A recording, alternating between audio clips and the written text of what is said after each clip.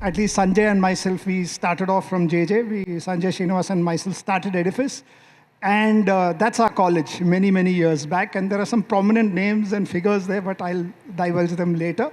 But we grew in an age where we had Led Zeppelin coming in. So we were so blessed, we had the Floyd era and then the new 80s new wave mix. And that we were in such an unenviable position that we could, we had the old classical rock as well as the new wave 80s music taking over. So I think what we learned was very little of architecture in JJ. When I joined JJ, I was told that architecture is an extracurricular activity here. And it built you as a human being. And JJ was so brilliant that certain human values that we grasped there have still remained with all of us, most of us in practice. Typically human values. Architecture is not a result of one individual. It takes a team to put a project together. That's what we understood at JJ first. We learned a lot about professional practice then. I talked about ragging out here because that was something which was very prevalent then. And that led to teamwork and bonding. The initial years of Edifice was in a garage. It was a 19 feet by 7 feet garage. That was in 87 to 92. We started off from our homes because we didn't have an office space. And then we went into a garage. And then we took the adjacent garage and we took a third garage. Our name of our practice was Take 3. Sounded like a movie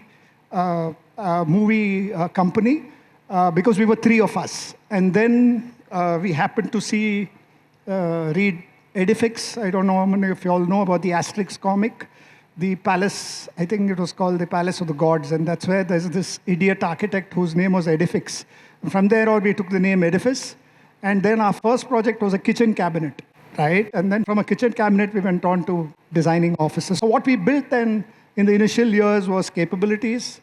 We were built on strong values which have not eroded over the last 36 years. I'm going to talk about that later. But we learned a lot of people skills. We learned about selling skills. And we learned how to start making money. Now, this is very critical in a practice that you need to balance all of this. And it's 5 separate entities which need to be given equal weightage when you're starting on your own. The 2 heroes that we would give our all to was Prime Minister Narasimha Rao when he liberalized the economy. The 1992 saw India almost bankrupt, and we had pledged all our gold then. And then this one gentleman turned things around. There was liberalization. The new IT companies came up.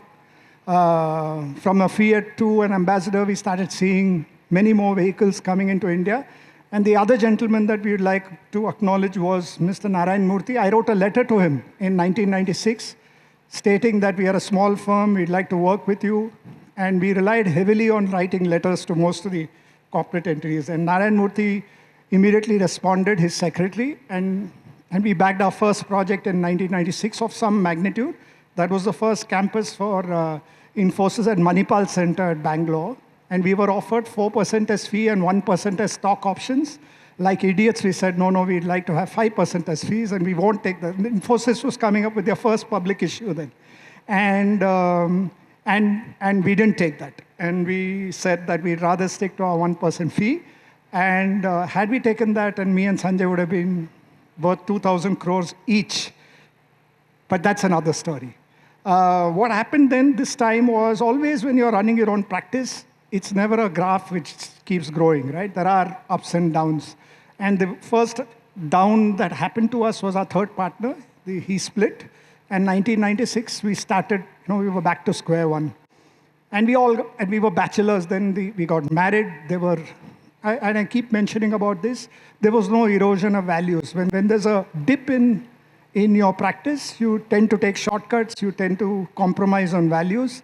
We didn't. We said that we will continue with that. We will never compromise on those values. People's skills were honed even further. There was a downturn in 1996, 97, but we always knew that Edifice would be a collective. It will not be a personality-driven practice. There is an important reason for this. And by doing this, we're establishing this one attribute, we ensured that no two projects of ours will have a similar look and feel. Because it's a collective, the design is ultimately you're giving shape to a client's ideas, and therefore the client needs to get a very a solution which is unique, and therefore our collective way of dealing with things helped us in that. So the practice from liberalization, which was 1997, 2002, we moved from our own, from a garage, the 3 garages, to our own office, for which again Infosys helped us secure a loan from Sundaram Finance. No other bank gave us a loan, and we were fortunate to get a loan to buy our own office. So that was a row house. It was in Chembur. So from 5 people, we grew to 35. We started handling, after Infosys, it led to TCS, CTS. CTS is Cognizant Technology, and TCS is Tata Consultancy Services. We raised the loan, started paying EMIs, and there was frenetic growth. Those days, 2002 to 2007, we started collaborating with international firms. So I think first practice to do that, we welcomed that. We started practicing with on projects with HOK, with SOM, and so on and so forth. Learned a lot.